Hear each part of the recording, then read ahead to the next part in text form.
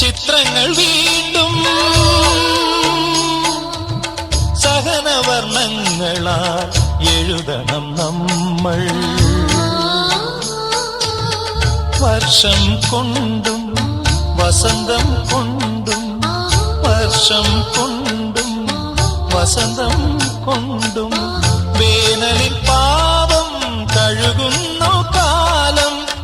ആ പരബ്രഹ്മമാം കാലം ഹൃദയം കൊണ്ടെഴുതുന്ന കവിത പ്രണയാമൃതം അതിൻ ഭാഷ.